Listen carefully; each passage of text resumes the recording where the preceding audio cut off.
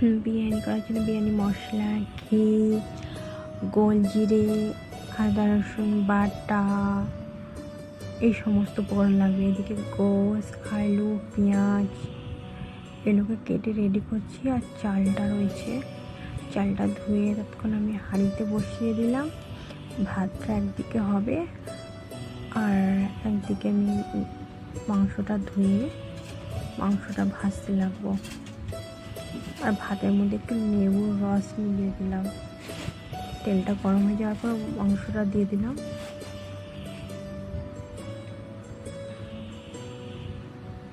দিয়ে ভালো করে ভেজে নেব। কত সুন্দর মশলা ভাতটা পড়ছে।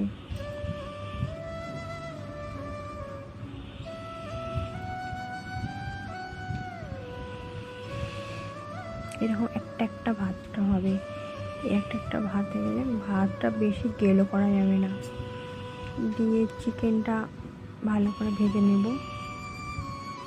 দিয়ে লেবুর রস দিতে হবে। চিকেনে একটু লেবুর রস দিলে মাংসটা ভালো থাকে।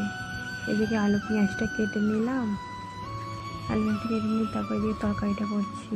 এদিকে তেল গরম হয়ে যাওয়ার পর পেঁয়াজটা দিয়ে দেবো। পেঁয়াজটা দিয়ে দেওয়ার পর ভালো করে লাল লাল করে ভেজে নেব।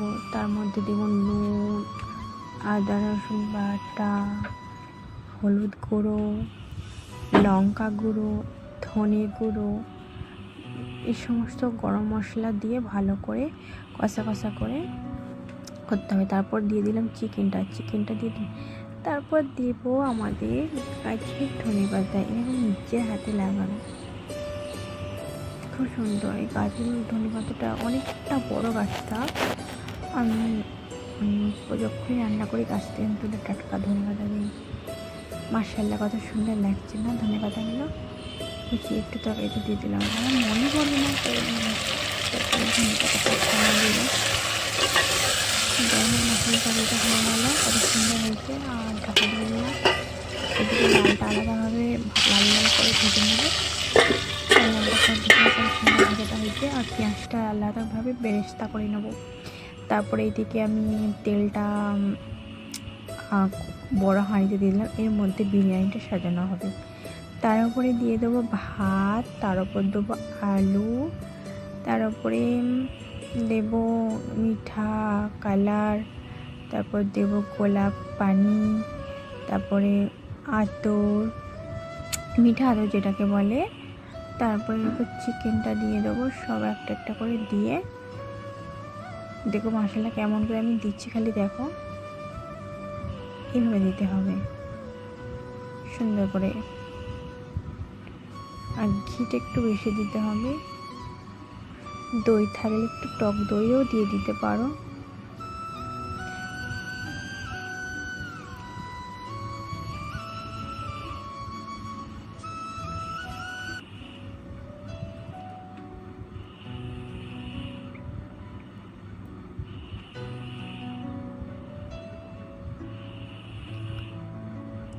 এরকম একটার পর একটা স্টেপ বাই স্টেপ দিতে হবে। তার উপর আবার তরকারিটা দিয়ে তার উপর ভাত দিয়ে আবার একটা লেয়ার করতে হবে।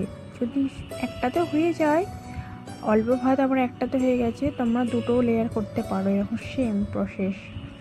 এর উপর আবার ভাতটা দিয়ে ঢাকা দিয়ে দেবো। ভালো করে ভাতটা দিয়ে দেবো, দিয়ে ঢাকা দিয়ে দেবো। ভাতটা দেখছো কত মানে পুরো আমি সেদ্ধ করিনি। সেদ্ধ করলে ভাতটাকে খালি বিরিয়ানিটাকে তোমরা দেখতে পাবে না।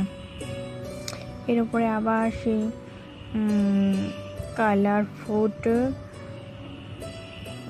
ঘি, পেঁয়াজ বেরেস্তা, গোলাপ পানি দিয়ে মশলা সুন্দর করে সাজিয়ে নেব।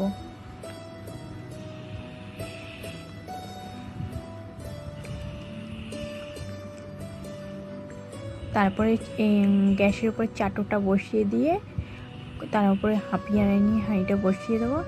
আটাগোলা দিয়ে পাশে ঢেকে দেবো, যাতে তার গন্ধটা মানে বাষ্পটা বাইরে না বেরোয়, তবেই বিরিয়ানিটা হবে। তারপর নামাজটা পড়ে নেওয়ার পর তারপরে আবার আজকে ডেলিভারি আসার কথা ছিল, জানি না আসবে কি। কিন্তু নামাজটা পড়ে ওঠার পর একটা ফোন এলো। যাই হোক, তারপরে ফোনটা আসার পর আমি ততক্ষণে বাবু বিরিয়ানি খাবে বললাম, বাবুকে বিরিয়ানি খেতে দিয়ে দিলাম। আমাদের বাবুটা বিরিয়ানি খাবে বলে খুব এক্সাইটেড। তার কথা শুনে আজ আমি বিরিয়ানিটা বানিয়েছি। বাবু বলছে মাম্মা আমি করব, আমি নাড়বো, আমি তুলবো।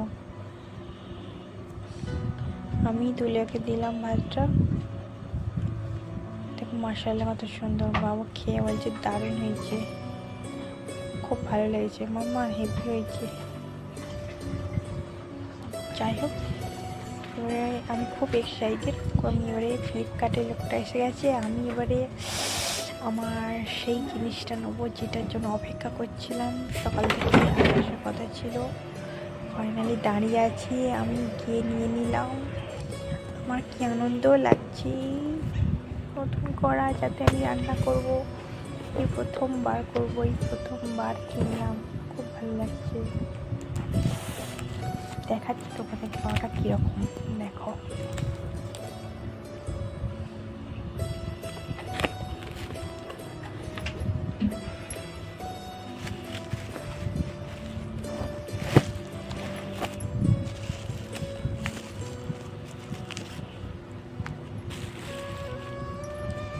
কড়াটা যখন বার করলাম দেখে আমি ভাবতে পারিনি কড়াটা এতটা সুন্দর আসবে। হেভি ভারী, মজবুত আছে, আর কাঁচের ঢাকনাটা, কাঁচের মোটা লেয়ার, অনেকদিন টেকসই হবে। যতটা ভেবেছিলাম তার থেকে অনেকটা সুন্দর। এটা একটা হাতা দিয়েছে, আর ধোয়ার জন্য একটা জালি দিয়েছে, খুব সুন্দর একটা জালি দিয়েছে।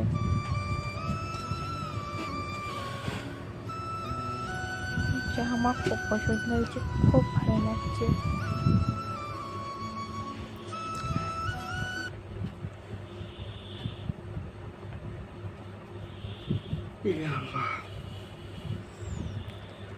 যাই হোক, চলো এটা ওই তারপর ইফতারি তৈয়ারি করতে, ইফতারি তৈয়ারি করার পর রোজাটা খুলে ফেললাম। রোজাটা খুলে নিয়ে এখানেই আমাদের ব্লগটা এন্ড করলাম। পরের ব্লগে দেখা হবে। আল্লাহ হাফেজ।